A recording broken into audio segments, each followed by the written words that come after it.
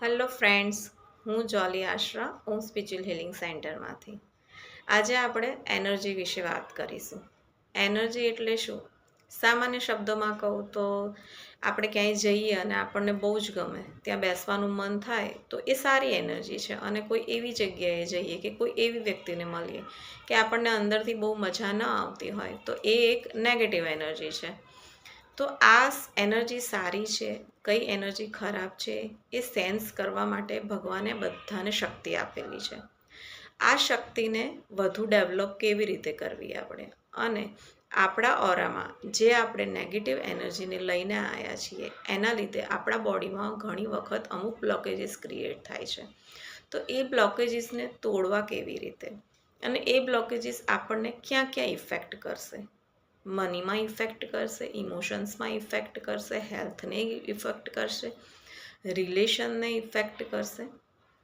તો કેવી રીતે આપણે આપણા ચક્રોને બેલેન્સ કરવા, કેવી રીતે આપણે બધા બ્લોકેજીસને ઓપન કરવા, એ બધા માટેની એક મેથડ છે જે ડૉક્ટર મિકા ઉસુ એના ફાઉન્ડર છે, અને 18મી સદીમાં તેમણે આ વસ્તુની શોધ કરી છે.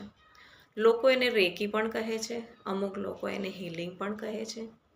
રેકી એ જાપાનીઝ વર્ડ છે. રેકીનો મિનિંગ થાય છે રે એટલે સર્વવ્યાપી અને કી એટલે પ્રાણશક્તિ.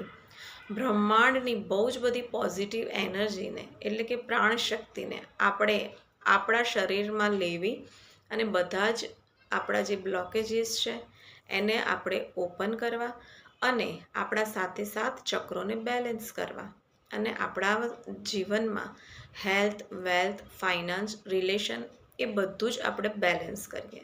એને રેકી કહેવાય છે. એની એક સ્પેશિયલ મેથડ છે. એ મેથડથી તમે એને લો તો તમે પણ આ શક્તિ પોતાનામાં હજી વધારે ડેવલપ કરી શકો છો.